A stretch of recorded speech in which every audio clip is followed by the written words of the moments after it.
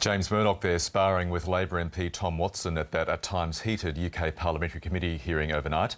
Joining us now is Mark Lewis, the lawyer for the family of murdered schoolgirl Millie Dowler, whose phone was hacked by the News of the World journalist after she disappeared.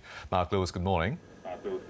Good morning to you. Was Tom Watson being out of line there when he likened News International to a mafia organisation, to a criminal organisation? Well, I think you have to take it in order. You have an organisation that employed a number of people who were breaking, we would say, the criminal law for thousands of victims. There was then silence. They covered up, a huge cover-up. They did lots of things, culminating in the last week it's been announced that they were trading me and other lawyers acting for the claimants to stop the claimants' lawyers from suing them. In a way, one could understand why that would be described as a mafia company.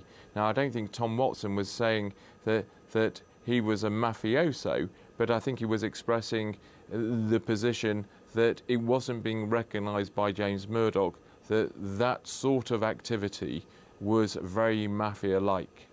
Now, we'll get to the tracking, revelations of the tracking of you and other lawyers shortly, but generally, how did you think James Murdoch fared during that hearing?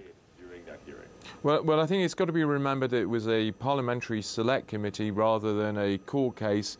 Over 2.5 hours would be long for a select committee, but not a long time for a proper grilling, a cross-examination of a witness, going through documents. So there were a lot of sound bites. Now, it was unlikely that, look, what today's hearing was about was that James Murdoch was recalled to give evidence because he gave evidence in July saying he hadn't seen something called the Neville email, and then subsequently the in-house lawyer that was Tom Crone and a former editor, Colin Myler, disputed that position. So there is a dispute of facts, almost a circular firing squad at the News of the World, of former News of the World people and James Murdoch saying different things. So they were testing that.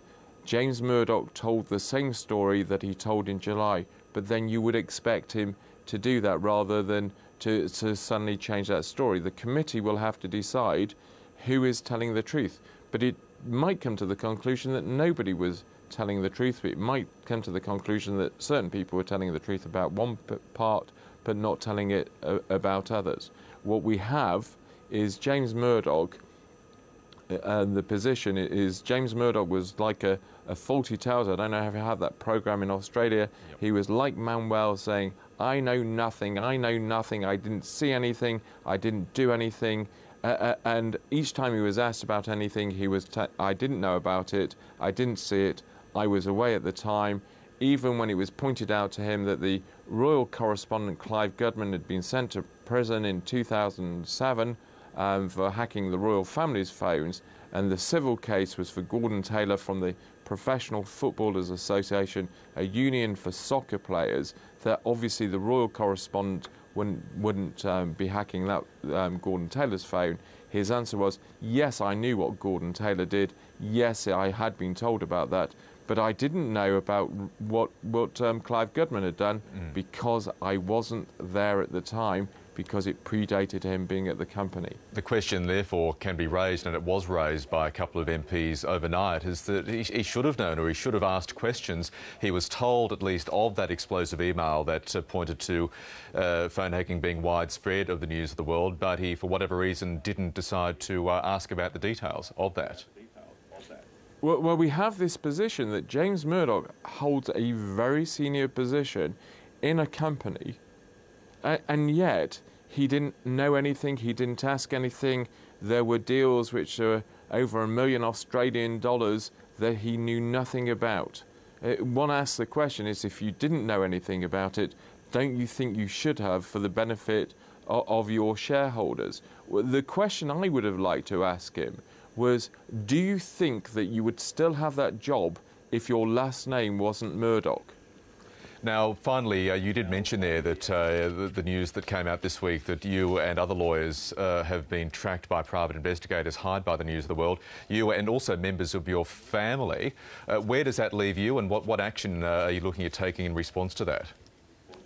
Well, look, the tracking went as far as getting video surveillance of my daughter, who was 14 at the time.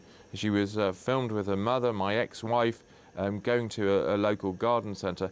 That was something that was done in conjunction with the lawyers who were acting. The in-house lawyer, the external lawyer seems to have known about that. There are going to be matters of professional complaints for the barrister who was in-house, Mr. Crone, complaints about the solicitor's firm, but also I'm going to take legal action, my family are going to take legal action in respect of seeking damages against both News International and Farrer & Co solicitors who were acting.